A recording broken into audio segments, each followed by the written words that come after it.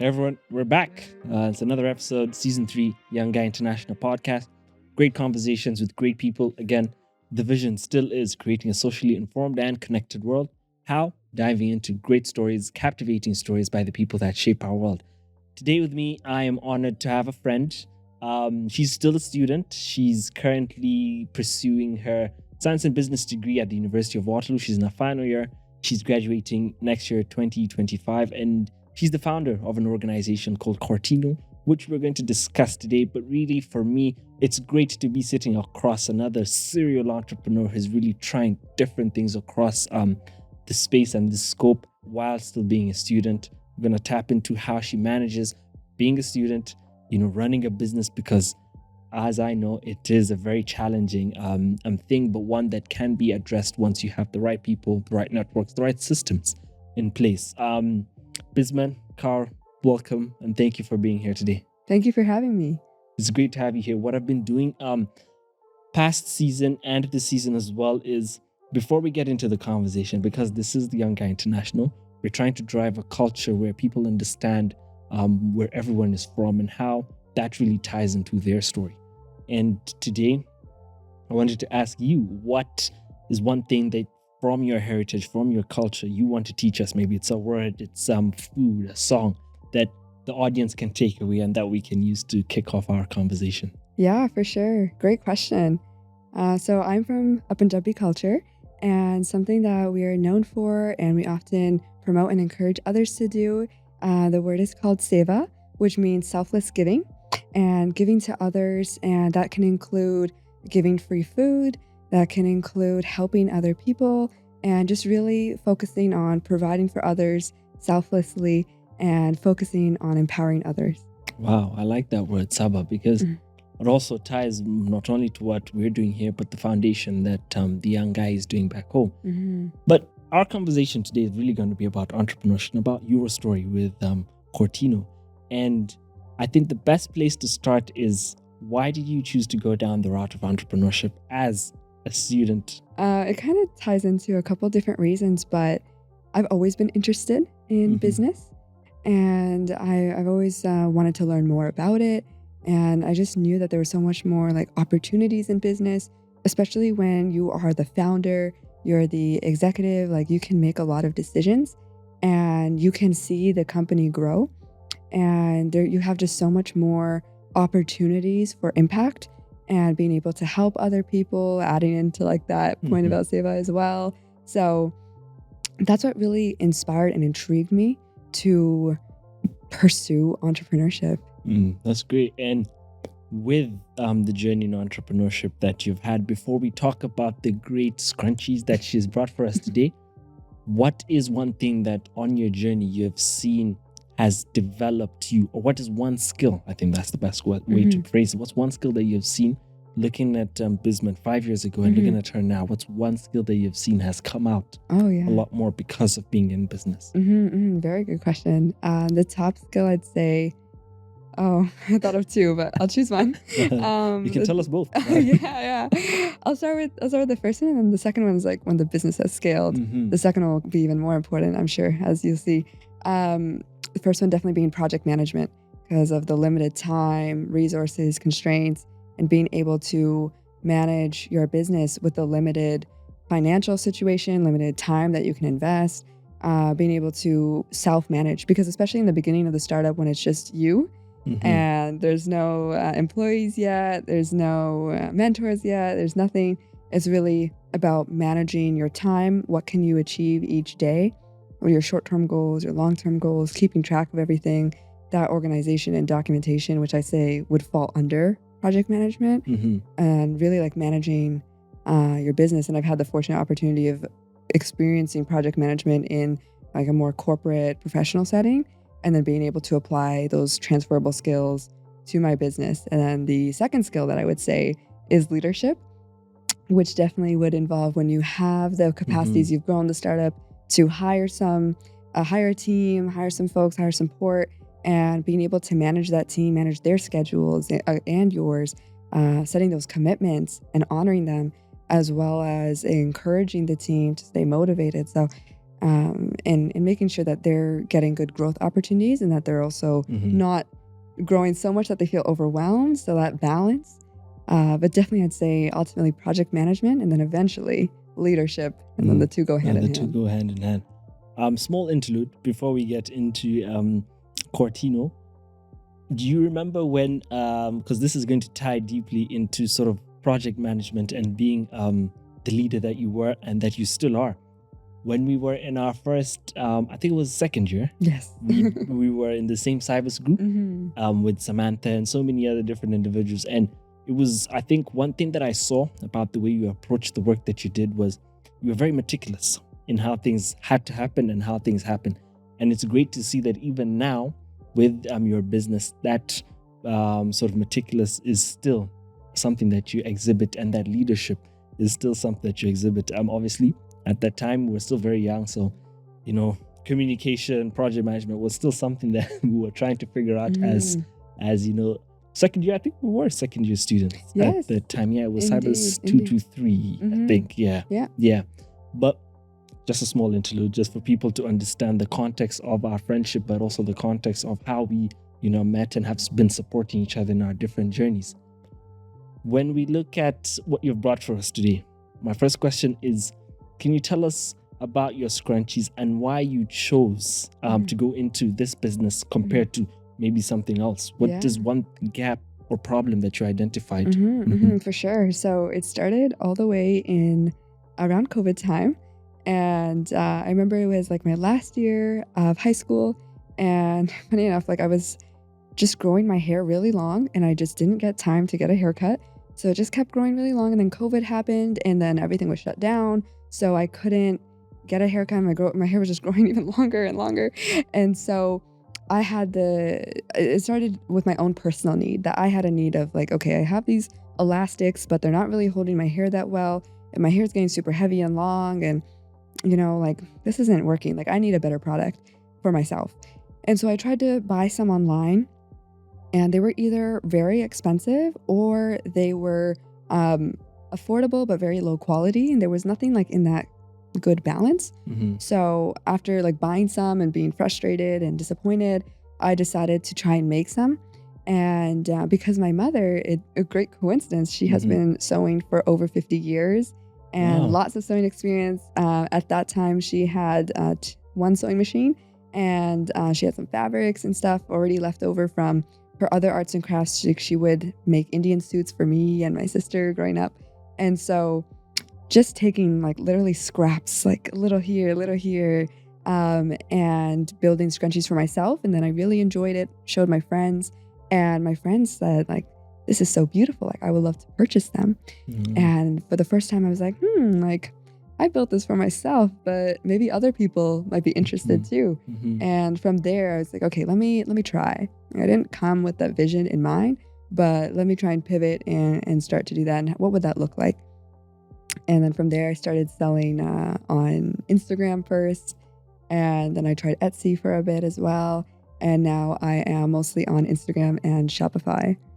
Wow, congratulations. And how has the business grown since it started? Are you seeing more customers? Are you seeing more engagement? Are people buying the products? Is there good customer feedback? Yeah, definitely. So when we first started, we had a couple of scrap fabrics that got sold out really quickly. And then now we have over 40 different colors. We have 3 sizes. At that time, we only had the small size. So we have the small, medium, and this is the large. So we did some product development and grew our sizes. We also have a skinny scrunchy size, which is a new trend as well. So growing that product line, as well as now we also sell pillowcases, and we may expand also beyond that as well into some other endeavors. And we started off with one sewing machine, and through pitch competitions and securing that sort of grant funding, we were able to upgrade to 3 sewing machines and just really scale up our operations. And then it was me and my mom working on it. So that's kind of where a little bit of leadership came in, of managing myself as well as my mom and her time. And both of us together and how we can optimize it. Is it a team of 2 right now? So Yeah, you and your yeah. mom? Right now it's a team of 2, and then sometimes my partner will also help out for kind of like a consultant before I post anything on marketing or social media to get another eye, because it is really important to get that feedback. And I've had really great customer feedback. We have some custom like colors and designs that a lot of girls have been really happy about, and they found that their coworkers compliment them, and they also ask them like, where'd you get that? Like, that's so unique. And we've seen a lot of traction, especially like in terms of weddings. A lot of Indian weddings, they'll have big events and they'll provide like little loot bags or like goodies or gift bags to their guests. And especially Indian weddings, because they're so big and there's so many guests, they're looking for something new, something unique, something light, easy, useful, and something that's still beautiful and aesthetic. And so we've done a lot of large orders for these weddings, and being able to custom color the like match the colors of their wedding theme and things like that have been really rewarding. Wow. One thing that I'm seeing throughout all the answers that you're giving is balance. And I'm going to ask you about balance in 3 different categories. One is, how do you balance managing school and doing all this? Because this is a heavy lift, but being able to consistently deliver, because again, you have customers now. You need to be able to be there for them and to provide a product or a service that is serving that specific need. So that's the first aspect of balance. How have you balanced being in school and being an entrepreneur, and making sure that both are not in any way jeopardized because you're focusing on one? Yeah, it's a really good question. Yep, I know. Yeah, very, very good question. And it's one that I, One that you battle with. Yeah, it's an ongoing battle for sure. Because once you think you nailed it, then something else comes and it gets more challenging for sure. So to give more context for the question, I originally started the business. So I had my first year of undergrad, and then it was still like online because of COVID. And then as soon as I finished my last exam, I started the business that same day. I couldn't wait. Wow. I was so eager. And I knew like I have some time opening up. I'm going to take advantage and go right away. And so that was my first summer. And I had like only 2 courses, which weren't that bad, but not a full course load, and running the business for the first time. So that was a huge joy because I could spend so much time on it and not worry about school. But then when it came to the next term where I had to then find that balance, it was definitely challenging, because when you're doing something that you're passionate about, you genuinely enjoy the business.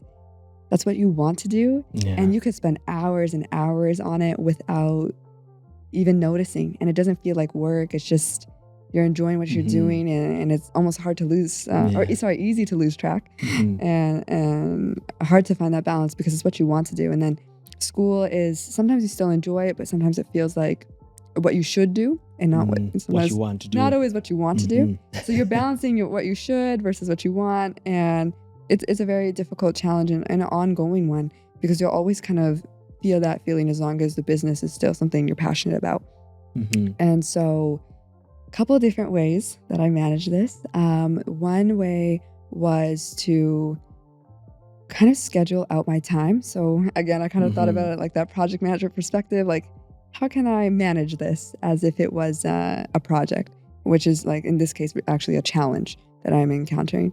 And I realized, if I want to be consistent, I got to spend a certain amount of time on it every day. I got to be checking the emails. I got to be responding. I got to look at customers and pay attention, especially with the large orders. There's a lot of back and forth and a lot of questions that customers will have naturally. And so being able to give those responses on time and accurately. And so when I was in school, I realized I can kind of structure my schoolwork to be like a 9 to 5 and do like 8 hours of schoolwork. And then after that, I would cap it and not work further. Some days there's, of course, deadlines, so that goes out the window. But when I can, in the ideal schedule, that would be 8 hours on school. And then I would spend an hour, 2 hours, and I'd typically cap it to 2 for the business. And that would be sustainable, because then if you're thinking like that's 8 to 10 hours now every day of work, and that's sustainable, because if you try and go beyond that, it's not going to last. You get burnt out. You got to spend time on yourself. And also a big thing is like, this is the ideal schedule. This is what I've set up, but I also have to remember to be flexible. I can't maintain this all the time. Sometimes there's an event, a pitch competition, and that split gets changed, and the resources also get changed. So being flexible with it as well. You got to set your ideal schedule in terms of seems reasonable, this would work, but then also not being hard on yourself when you can't always maintain it, because it's not going to be that way. Things will happen. There might be a problem in the business that now is immediate and urgent, and that takes up your time, or an urgent deadline and that takes up your time. So things like that. And then another thing that's also helped me is delegation. So helping, like figuring out that skill of leadership and management, where now that my mom is helping to support the business, how can I offload some of my tasks and we can kind of delegate so that neither of us spread ourselves too thin. So that's definitely helped with the maintaining that good quality and also maintaining that balance. And I've had like a little to-do list and a little tracker. So some things I'm trying to work on now and implement even better is organizing like our digital records. Because in the beginning, when you're doing a startup, you kind of think like, oh, it's not a big deal. I don't need to track everything. But once you start to scale, you're like, okay, like it's very important now. I need to keep that record. So what I've been doing is working on so I have my kind of calendar for like any deadlines. And then I have my ideal schedule also like on my calendar to see like in an ideal state, what should I be doing at this time? Do I have a general direction of where I'm going and what I should be doing?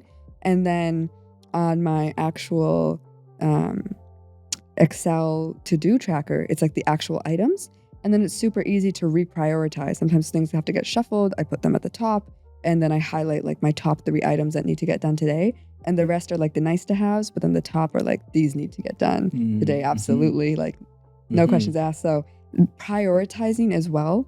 And sometimes not over planning. Like I used to over plan, and then you get that overwhelming sense of you didn't achieve everything. I used to plan exactly what task I would do at exactly what time. Wow. And so now I've split those things up, and I have, hey, I know what task and I know ideally what time it should be, but those things don't have to automatically overlap. And that helps to also reshuffle, because especially on the days that something pops up and I can't achieve what I wanted to at the time that I wanted, now I can change what I wanted to do into the next day, and it helps to reschedule and reshuffle. So planning is important, but then also that balancing flexibility.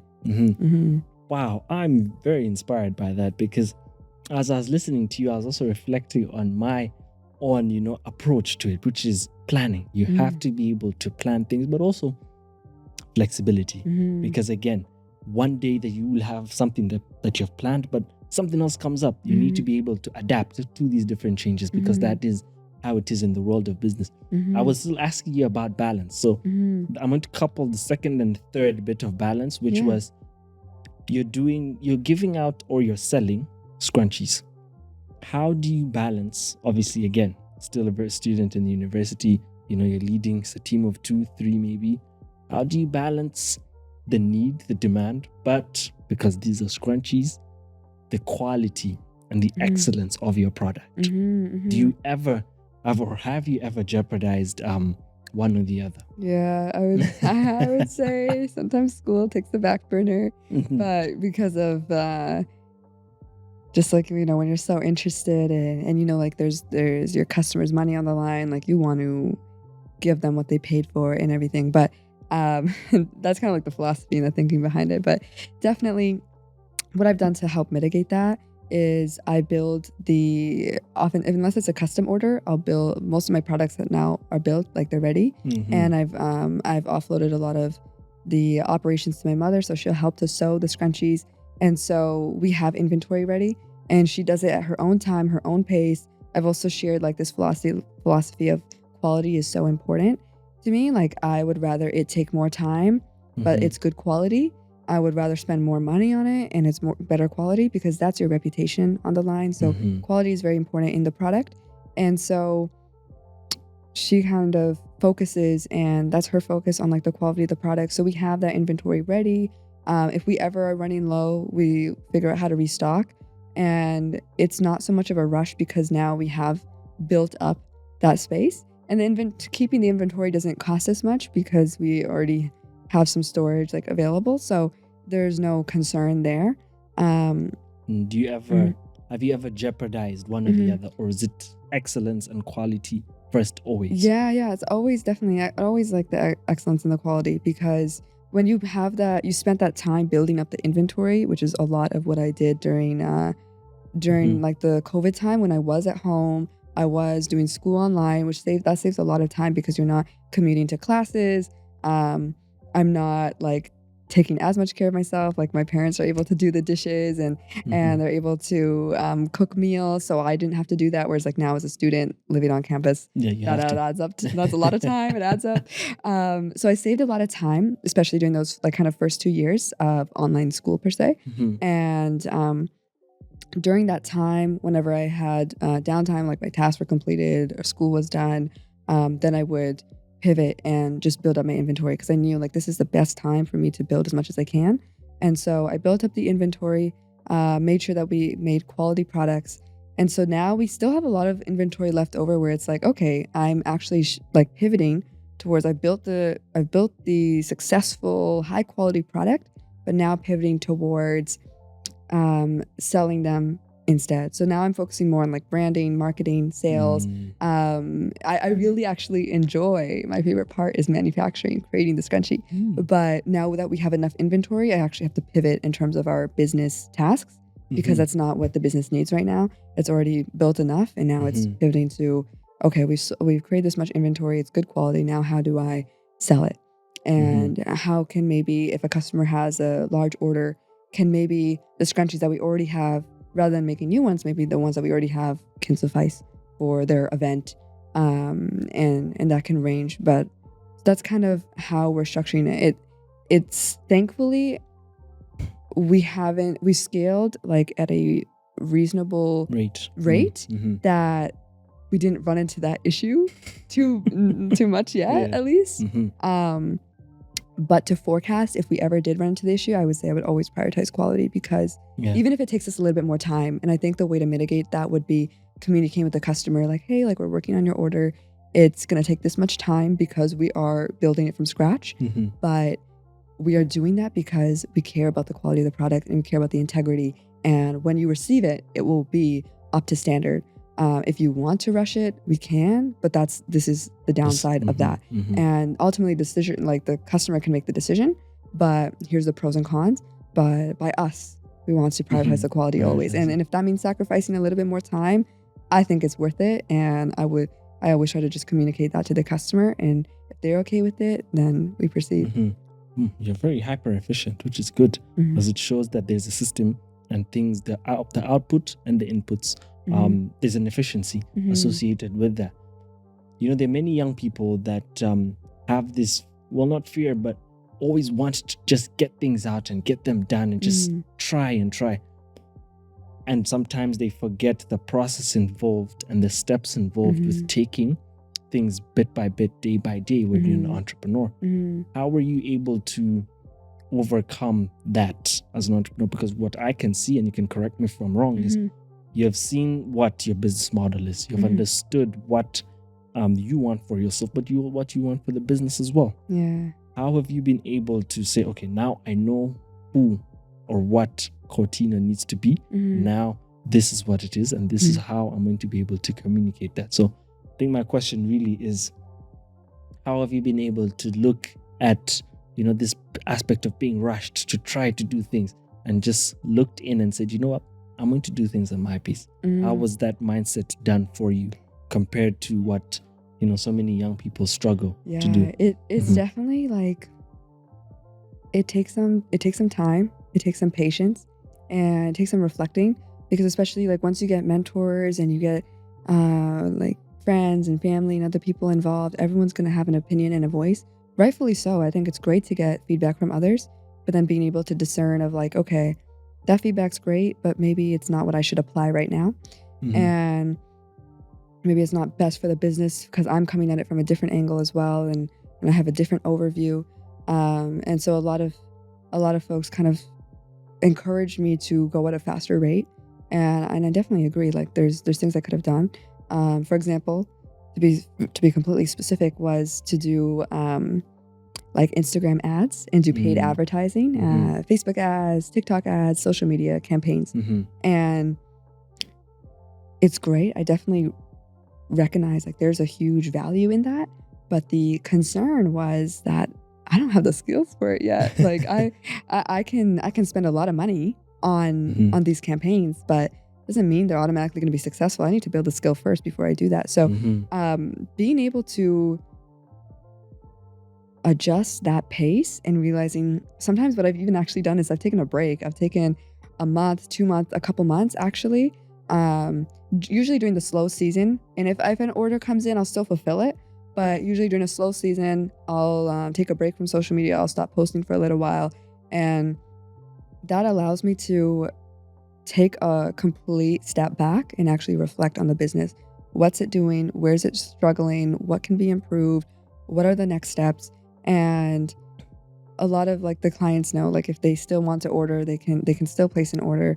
But I'm not actively marketing it at this in this kind of break phase, so that I can take a step back and actually spend time. Because if you make these quick decisions of like, okay, I'm gonna spend $100 on advertising every day, you can burn cash really quickly. And especially if you have made some money through like these pitch competitions that you can afford to burn that cash, doesn't mean you should. And so being able to reflect of like, okay, like here's what I'm thinking, here's like my problem, let me investigate, let me spend some time. Now let me get some feedback from other people. Let me reflect on this feedback. You know, is it accurate? Is it not? Is it really, should I really implement this? Or maybe down the line. And realizing that, okay, here's my plan of action. Let me maybe do some hypothesis. Let me do some testing. Let me figure out, is it the right approach? And then actually acting on that implementation later on, because it's really easy to get caught up in the day-to-day operations. And sometimes, like as a founder, to be able to see that long-term vision, have to take a step back and be able to see the full picture. Because if you're just in the day-to-day, it's easy, very easy to lose track of that long-term vision. And so taking a break has actually helped me a lot, which I know sounds actually very counterintuitive, especially especially in like this retail e-commerce business. Like no one really says that, but it's helped with burnout. It's helped with consistency. It's helped with taking a step back to realize my own weaknesses and reflect. And of course, ideally, you want to get to a stage where those breaks become shorter and shorter, and then eventually you don't have to take breaks. You're able to delegate, and you can take a break, but then you can delegate the operations to another person on your team. Is ideally where I'd like to get to once the business scales. But as like the main kind of driver behind the business and the main like decision maker, I got to make sure that I am reflecting on the decisions that I'm making, thinking about them, spending time on them.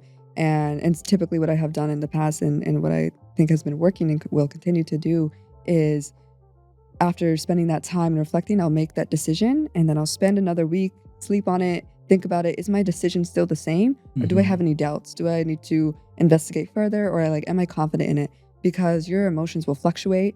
And if you kind of make that decision right away without reflecting on it, it can be really rash. Harm the business. Exactly, it can harm the business. And you got to think about the long term, not just the short term. And something that might be good short term is not good long term, and vice versa. So you got to think about the goals of the business, what's actually best for the business health. And then based on that, okay, if my decision is the same as it was last week, I'm still confident in this, then I can move forward. Because, you know, after talking with a lot of mentors, I realized like you might never make the right decision even after doing all of that. But at least I can be at peace knowing that I have done everything that I could have, all the due diligence that I could have, to ensure that this could be the most successful decision that I could have made at that time. So even if it fails, I made the best decision with the knowledge that I had at the time. And that gives me peace, because everything else, you might have other challenges, you might have other business fires that you got to put out, you might have other bad decisions that are made either by you or another team member. But as long as you can confidently say that you made the best decision in that time with the limited information that you had in that time, then you know that you've done the best that you can. And you can kind of sleep peacefully knowing that it's okay. And then if we need to fix it, we'll fix it. But I made the best decision that I could. And it helps with the regrets and any other possible of kind of pain that you might feel from the challenges of business. That's true. You said something in the beginning, how so many different people were telling you different things at the beginning of your journey. Yeah. Right now, I know there are many young people watching this, following your journey, following our journey, and just seeing and understand that there's so many things people are telling us. Parents are telling grandparents, mentors, teachers, professors. How were you able to block out all that noise, quote unquote, and focus in on that long-term vision? How would you advise someone to do that in an effective way? Because you don't want them to block out everything completely, because some advice is necessary. Yeah. How do they effectively block out what's necessary, or how do they even know what's necessary or not? How were you able to do it? Yeah. Oh, phenomenal question. Very, very good. And a very important question for any founder, because in any startup you will have this. And I got to think about it first. No problem. Because it is a pressing issue, Yeah. Everyone, I'll tell you, for example, how I recognized the people that were giving me the advice that they're giving me. Where are they in their life? What have they done? I'm not negating anything, but just looking and reflecting, is the advice you're giving me from the person that I'm getting it from, are they where I'd like myself to be? There's that. But then the other thing as well is, everyone's going to give you advice. Everyone's going to tell you this and this, try this, do that. But knowing who you are and where you want your business, your idea to go, how do you find a way of filtering the right kind of information so that you take in what's right for that long-term vision? Is something that I tried my best to do, and just made sure I surrounded myself with the people that understood the vision. Again, not everyone will, but those that can, keep them close and let them continuously advise you and guide you, because then those turn into mentors. And see, so it's a fine line, but that's how I did it. That's how I'm actively, continuing to do it. Okay, let's kind of walk through like an example. I think that might be the best way to go about this. Let's walk through an example. So let's say you're working on your startup, and for simplicity, let's say like you don't. Because I'm trying to think about what was I doing back then, and what exactly, what was, because now that the business has had some success, people don't give me as much advice anymore. So just be congratulations. Yes, great job. Yes, exactly. They like, you know what you're doing. So they don't give as much advice, or they're like, okay, wait, well, this is what I'm thinking, but it gets easier, like a little muscle that you train, that it's almost like I don't even think about it anymore. It like just happens, I know what to filter and I know what not to. So this is a very important challenge that happens in the beginning. That it's definitely like, now that it's been 3 years, that it's gotten easier. So, which is hopeful that it will get easier. It won't always be a challenge, but in the beginning, I remember when I was first starting, didn't have customers yet. And it was funny, like, so I was telling the first person I told was my parents. And I was like, I got this idea. This is what I'm going to do. My parents are much, much older than me. And so they didn't really understand social media. I don't think either of them had social media accounts of any kind at that time, actually. So they were very, very confused. They were like, are you sure? Like, what is this? Do you think this is going to work? Like what? And I remember, like, I was trying to convince them. I just remember, like, I was telling them all these stats and stuff, and I'm like, here's what I've done, like, here's my market research, here's my competitors. And that's a big thing. If other people are successful in this space, why can't I also be? So there's nothing stopping you. And if anything, like, I am so happy for my competitors. They motivate me. They show me what's possible. They break that ceiling of what the industry is capable of. So I love to see and to analyze and to understand what they're doing, and I try to show them, like, here's the competitors, like, they're successful, like, we could be that way too. And then one day I realized, I was like, why am I selling to them when they're not my target market? And my target market is like girls and that wear scrunchies, or even men as well that have long hair, but typically these aesthetics and florals is less likely, but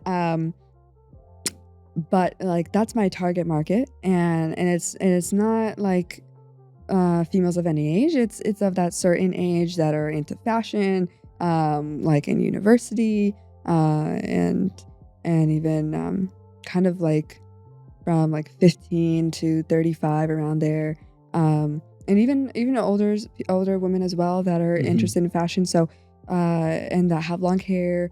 Any woman that cares about hair care and like wanting to grow their hair long or grow their hair like healthy, recover from like hair damage and things like that. Like that's my target market. So first of all, I'm trying to sell to my parents that are not in my target market. Of course they don't understand the product. Like I'm talking to the wrong person. So I was like, okay, like, if they don't get it, that's okay. Because it's the business isn't meant for them to get it. It's meant for others. So I was like, okay, I gotta go to my target market then. So then I started talking to my friends who encouraged me in the first place. And I was like, would you be interested? What do you think? What kind of price point? What are the challenges? What are you looking for? And through those conversations, I got better feedback. So going to my actual like target market and like customer segment and getting feedback from those people, because those are like your actual potential customers. And actually like a lot of my friends ended up then being customers as well. And because they catered the business towards those. And I know that's only a small sample size, but it's somewhere and it's more accurate than trying to sell to my parents who weren't the ideal customer anyway. And there were some other people that also gave me feedback that they hadn't started a business and specifically a retail physical business that depends on marketing. It depends on brand. These things are very important for the success of the business. So they didn't have that background, experience, nor skills. And once I realized that, I'm like, and it's not to negate, like they might still give you good feedback despite that. So it's not to say that to write off everything that they say, but realizing that, like I'm gonna be a little bit more analytical of what they say because they don't have that same experience. And they're speaking from opinion and not from experience, which are two very different things. So that helped me to discern of like, okay, I'm less likely to take this advice because it's based on opinion. But if it's from my target customer segment, then I'm more likely to kind of take in that feedback. And then having like a little Excel sheet of like, okay, this is who the person is, this is what they said, and like keeping a list. And there might be overlaps. And so sometimes there was an overlap between what my customer segment, like those folks were telling me, and which were my friends, and then other people that didn't have that experience but were working from and suggesting from their opinion. And if there's overlaps, then I know, and how many people have this issue? If it's only one person, then it's not a big. No, but if it's multiple, 10 people are all saying that they all have this concern, then okay, like I got to pay more attention to this, and this is a key pivoting factor in my business. So, for example, at that time, I only had one scrunchie size. I only had the small size, and a lot of the feedback was that we want more sizes, we want more colors, and we want more variety. Can you have like nice designs, like floral designs and stuff like that? And so that was reoccurring across the board from multiple people and in this customer segment and outside of it. And then it made me realize like, this seems more valid. And then also you can write out your 5-year, 10-year vision and think about, does this feedback get me closer to that vision or further away? Try and like discern that yourself. Is it going to get me closer or further? And the second part of that is, in my current phase of my business, should I really be implementing this right now? Or maybe in my next phase when I'm bigger? For example, I consider like Waterloo has a lot of great opportunities for hiring a university student, and they help with the funding and the support. And so I got some advice of like, maybe you should consider hiring another student. This was, I think, around 1 year into my business. And the suggestion was to consider hiring. And I'm like, that's a great idea. But then when I looked at my 5-year roadmap, it gets me closer to my vision. But in my current phase, where I was still selling on Etsy, hadn't made the Shopify store yet, so I don't have a proper sales channel, haven't really figured out my branding, still doing product development and expanding the colors and the inventory. I'm like, I'm still building like the foundation and the building blocks. If I hire someone in, we're going to be confused together. Like, so I kind of need to make those decisions first. It's a great feedback, but just not in this phase of the business. And later on, once that foundation has been built, then I can build on top of it. But if you start to introduce like too much too soon, the timing is very important. So understanding that, and it's great advice. I have it written down, and I've written it under phase 2, and one day it'll be applied. But still, I'm still working on that foundation, and sometimes it takes longer than I think, because I started this business and I didn't know anything about marketing or branding. So I'm trying to learn that skill while maintaining the business, which is quite difficult. And so realizing that, keep a record of your advice, and some feedback is not best to be implemented right now, but at a later stage. And some feedback is reoccurring and overlapping. And that's when you got to really pay a lot of attention to it. When multiple people are saying the same thing, like, think about it again, because there's some things that people told me and that I completely written off, but once it kept coming, I was like, okay, let me reevaluate this decision. And then it worked out really well. Wow. I don't know about you guys, but I'm learning a lot. Obviously, there's so much that you're telling me that internally I'm reflecting on as well, in our processes as well, our systems. And it sounds like you've never faced any challenges because of how organized you are, how hyper efficient you are. But I'm sure, just like anyone else, any entrepreneur in this world, any young entrepreneur in university, you'll face challenges.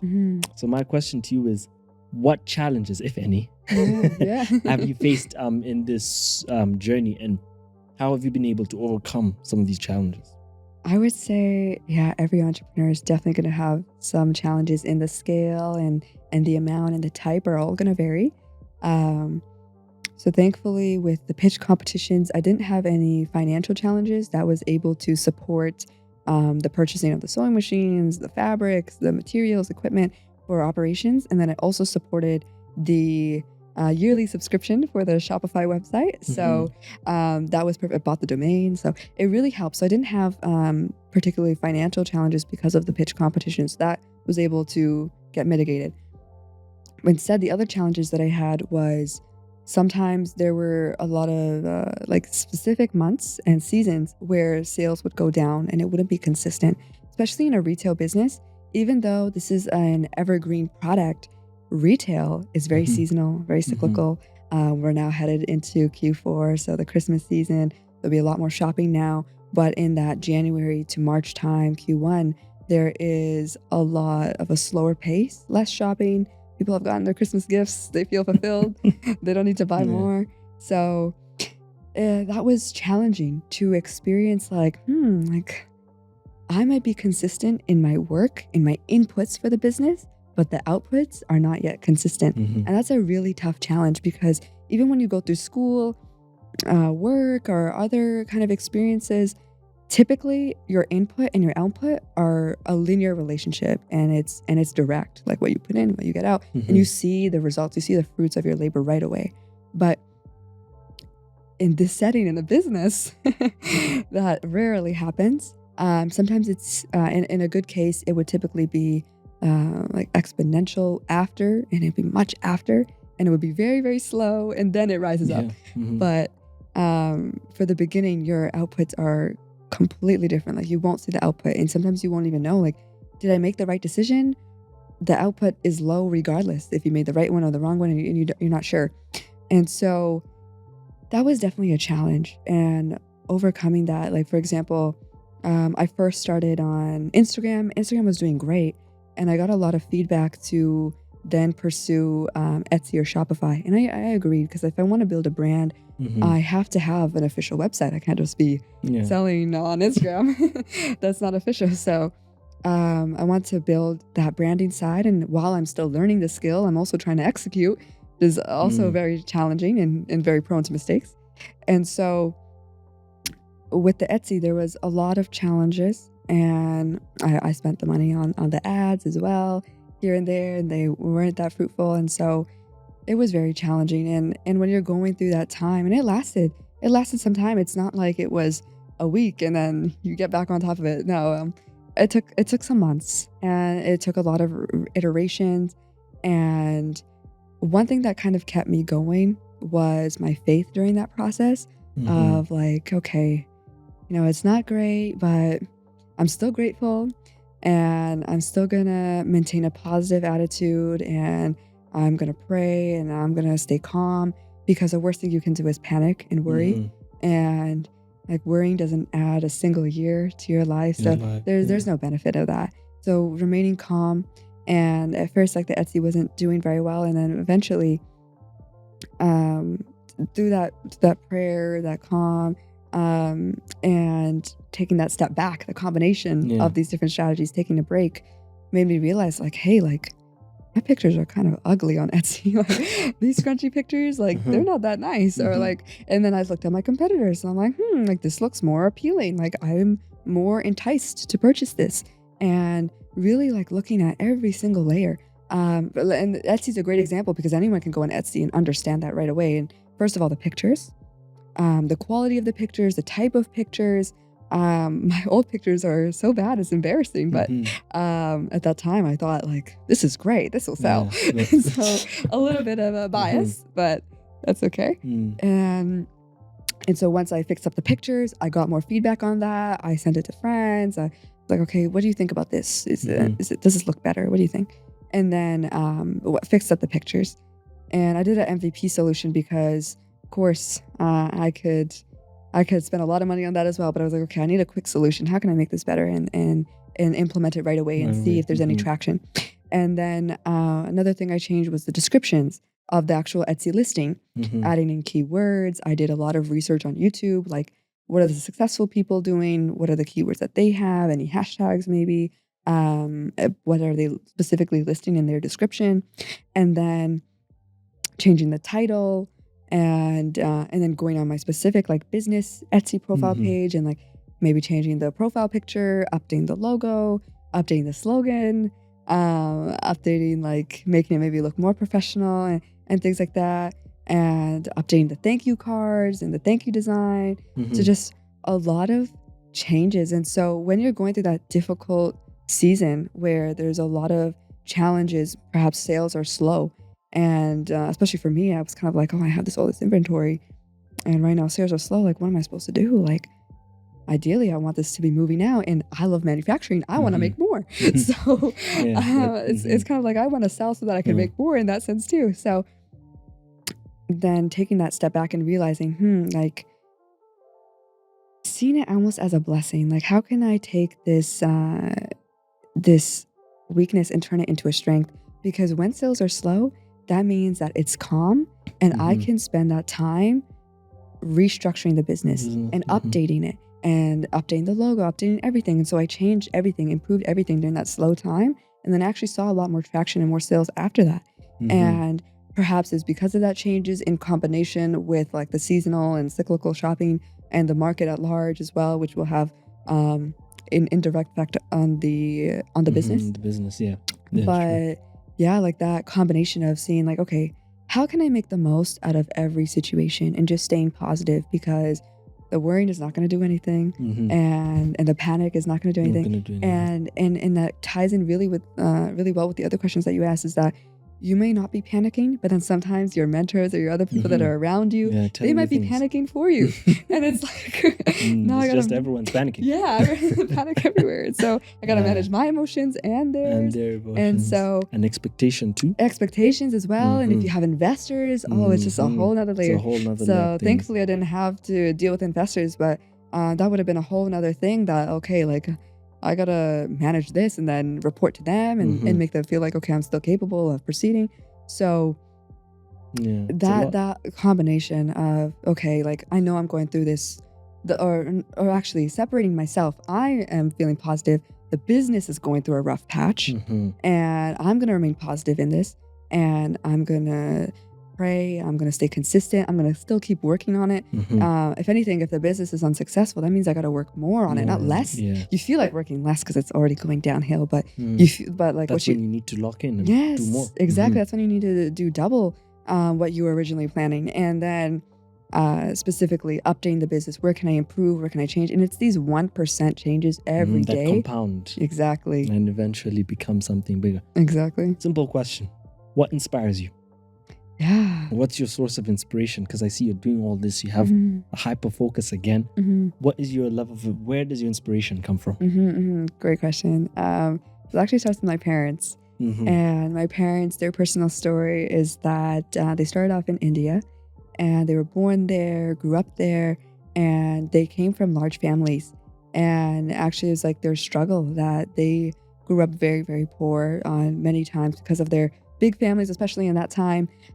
There's many times where they didn't have enough food to share, like among the siblings, because there was just so many family members, and they just grew up in such poverty that they couldn't afford food some nights.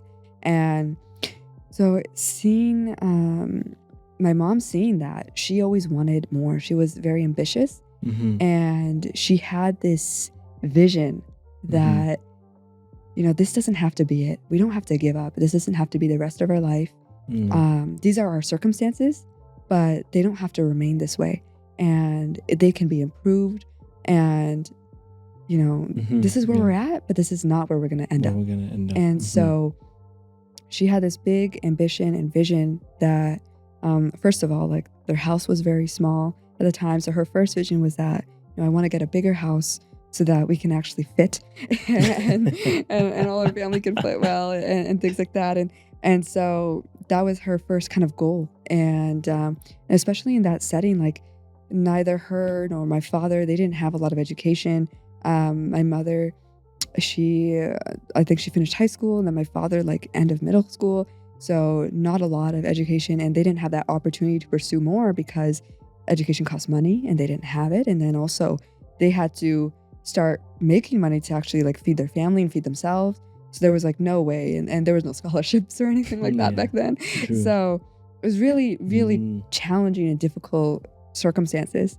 And so through their ambition, they started working harder. They started investing. They bought some land, which is not that big of a deal back there, but and then they bought some. They did some transactions. They started to work on the land, try and make it profitable, try and actually turn it into an asset from a liability.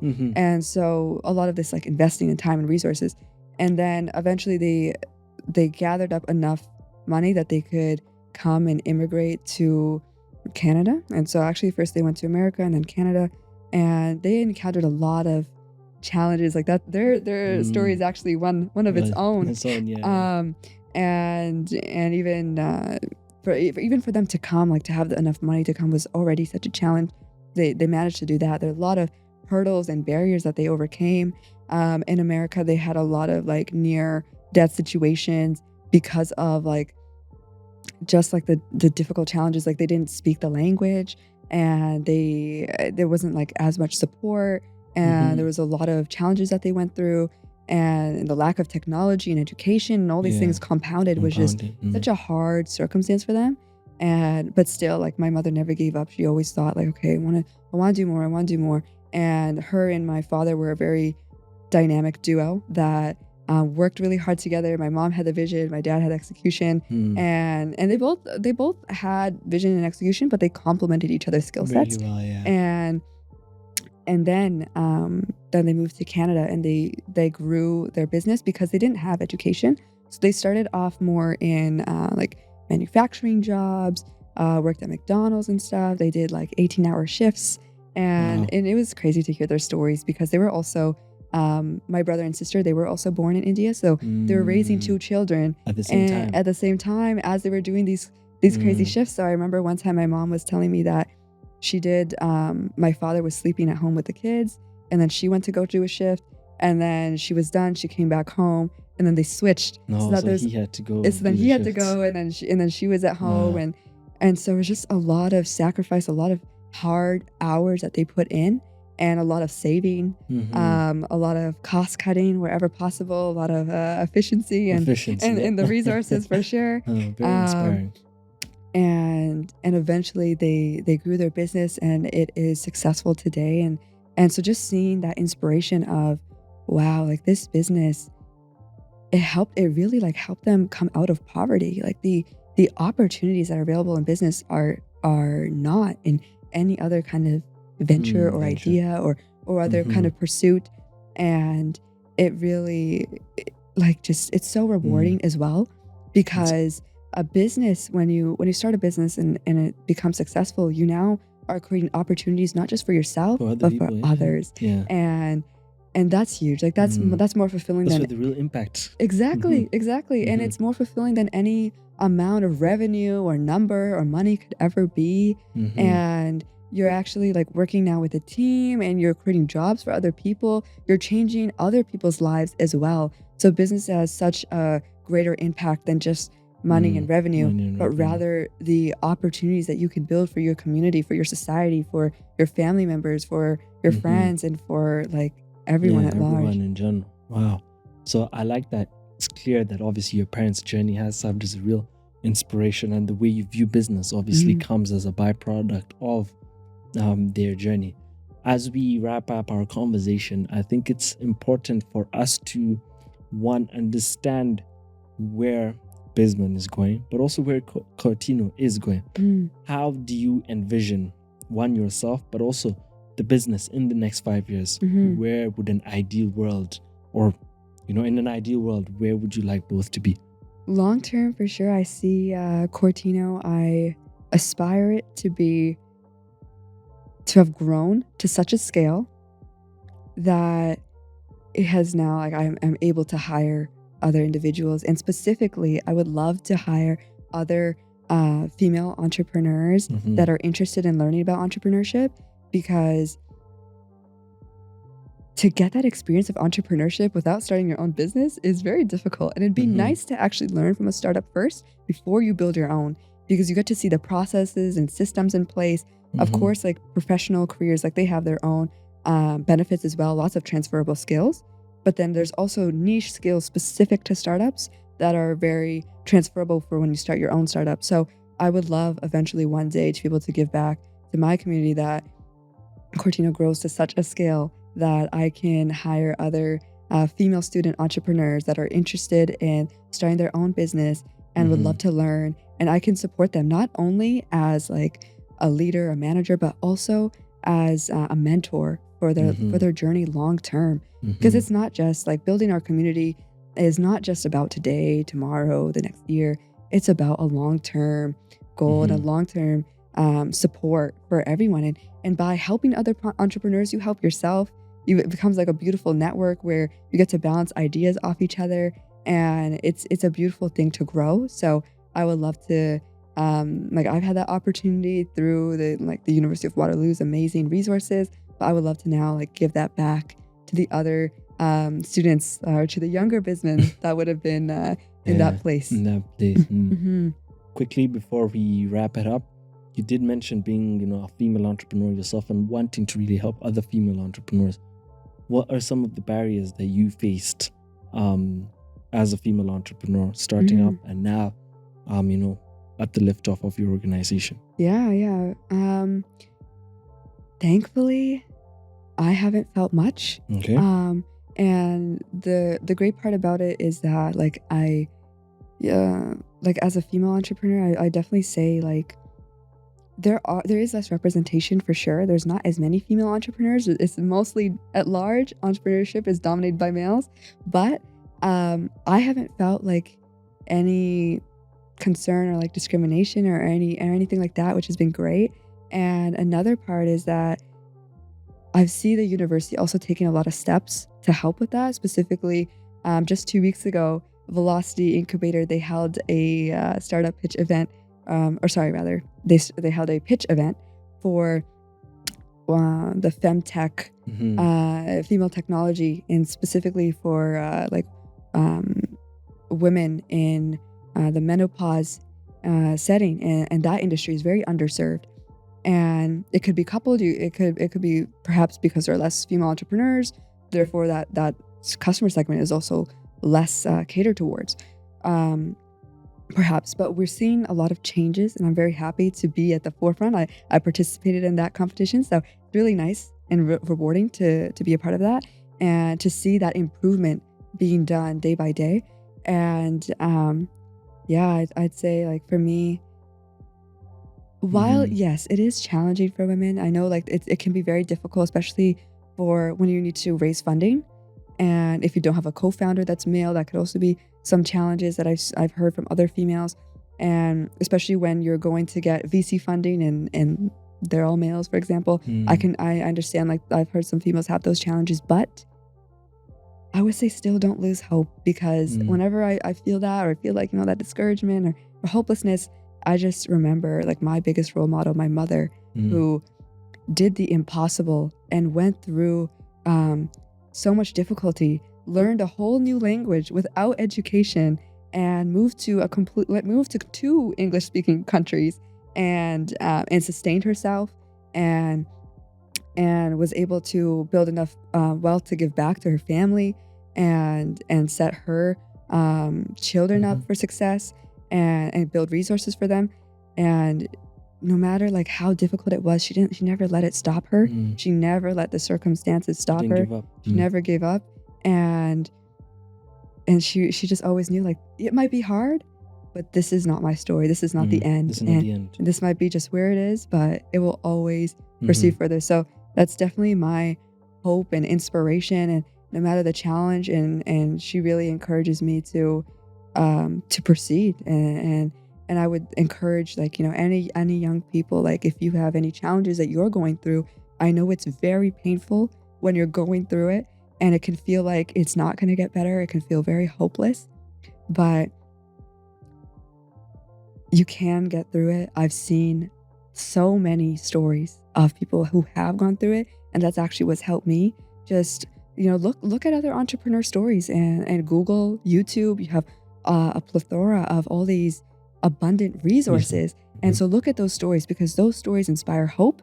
And whenever I feel hopeless, I look at those stories and they remind me, it might be challenging, but I can still do it. I might face difficulties and I might face setbacks, but it's not impossible. And I can be the one that makes it possible. Makes it possible. Wow. What a beautiful way to end the conversation. But before we go, we can't not talk about what you've brought us today. We just want to quickly talk about the different sizes and maybe the material that you used to design them, because they do look really good, don't they? Thank you. So why don't you just tell us a little bit about them? I'll give you some time to talk about the medium, the large, and the small. And for sure. For sure. Okay, awesome. So I'll start with the large. This is our large gold scrunchie, and it has a Kaurtino tag, and which is the logo that I designed. And I remember, like, this fabric is just so amazing. Like, I love it. And I actually it is soft. Yeah, very soft. So this is a satin fabric, and specifically this color is limited edition because my mom only had specific scraps of it left over. And so it was so beautiful. I wish I could buy this color again and buy more fabric, because it always sells out. But now it was definitely limited edition, so there's that. And then we also have some over here, like this is our small size, and this is our floral purple, which is a unique color. And this is our skinny scrunchie, which has been more kind of a new trend to have like a smaller, thinner fabric. And I source these from like local stores. And this one is like more of an Italian silk. I can let you try that out. Wow. Well, not for my hair. I don't have long hair, but just to feel. Yeah. It's still rewarding to feel, for sure. And then we have like some medium scrunchies over here. Wow. Oh, and These this are one really is good. Yeah, this one's a beautiful story, specifically science and business scrunchie over here. This is the royal blue scrunchie that Kaurtino collaborated with Science and Business program. They purchased some scrunchies from us. So that was really rewarding to execute that successful business-to-business deal. And again, like no student has ever done that. The scrunchies were sold on the University of Waterloo's W Store website. Wow. And it had never been done before. But I had the vision, and it took a long time. It took longer than expected, but you can do it. If you want, if you're willing to work, you're able to, and you can make it happen. So definitely don't be discouraged. And there were some pivots involved in that as well, but it still worked out. And then of course, this is actually the a reusable toilet paper roll, because I was about to ask. because there was a point that came into business where I thought, maybe I could sell scrunchy stands. But then I thought about like, what are my values and what are the business values that I want to uphold, and rather than revenue, because if you just think about maximizing revenue, you can, the slippery slope. Find your ways. Yeah. So Instead, one of my values for sure, and definitely the business, is to be sustainable, eco-friendly, and minimize waste as much as possible. Even our packaging is minimal waste, and I try to minimize it even further as much as possible. And so rather than selling scrunchie stands, which are made out of acrylic plastic, I thought, hey, like, you can make your own DIY at home right now, and just using leftover paper towel roll, toilet paper roll, like anything, and you can just put your scrunchie on there. And if there's some left over, that just means you need more scrunchies to cover it. Wow. Well, thank you so much, Bismun, for being on the podcast today. It's been great learning about your business, but also your mindset towards business, towards approaching the difficulties in life and its challenges, and how beyond all that, you have stayed true to your journey. You have blazed many trails. I can see, obviously, that Science and Business collab was a great one. I remember seeing it, and just growing as an individual, because again, this is a journey. There's still a lot more that you've said that you have to learn, many skills that you're still building and developing. And it's just great to see how you are an inspired work in progress. You're continuing on your journey and you're learning as you go on. So thank you again for being on the podcast today. It was great to host you, great to have you, and I hope you've enjoyed.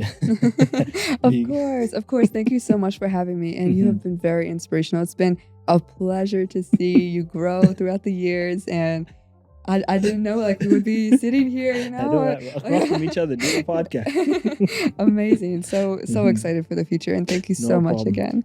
Thank you too. And we are going to, maybe we'll announce this later, but maybe the Young Guy International and Kaurtino might do something where we will give out a couple of scrunchies purchased by the Young Guy International to you guys. So we will discuss that in a bit and announce it officially. But this is great. We are, again, thank you again, but also to the viewers, thank you again for watching or listening to this podcast. It's been a great discussion, great to speak to a fellow young entrepreneur about their journey, the work that they've been involved in, and hopefully you can follow her journey, not just on Instagram, but on all the different social media platforms that she's on. And also, please do support her business, buy the scrunchies, tell a friend to tell a friend.